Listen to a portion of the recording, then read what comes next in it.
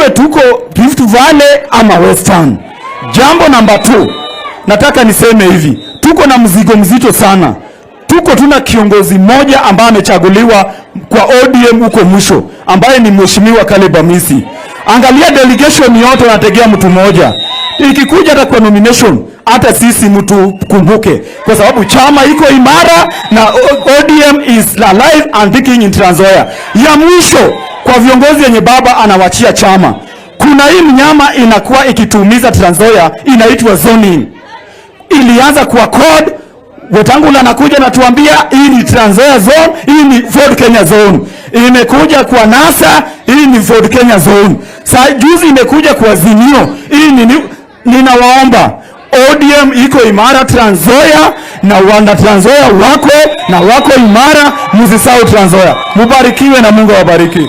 Karibu women leader. Party leader interim, viongozi wote na wanachama wa ODM. Jina langu ni Dorothy Aliuba, kiongozi wa mama gatuzi la Trans Nzoia. Yangu ni 1, 2. Tafadhali viongozi wetu leo tumewapata. Karibu Trans Nzoia. Iko challenges mingi sana Trans Nzoia. Mami, tunakutamani Trans Nzoia. Ya pili, wakati mnagawa vitu huko juu kwa bunge wapi, tafadhali kumbuka mbunge Caleb Amisi. Yeye peke yake ndiye ako North Rift huko.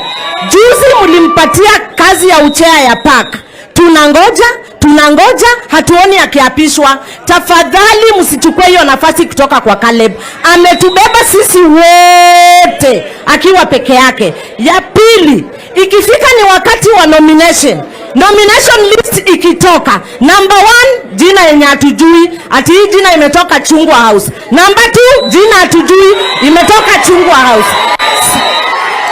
Sisi ni kufanya kazi kwa ground, tutoe jasho, nomination ipewe watu majina yenye imetoka Chungwa House. Tafadhali mami, tuna imani sana na wewe kama mama. Tusaidie. Asante sana.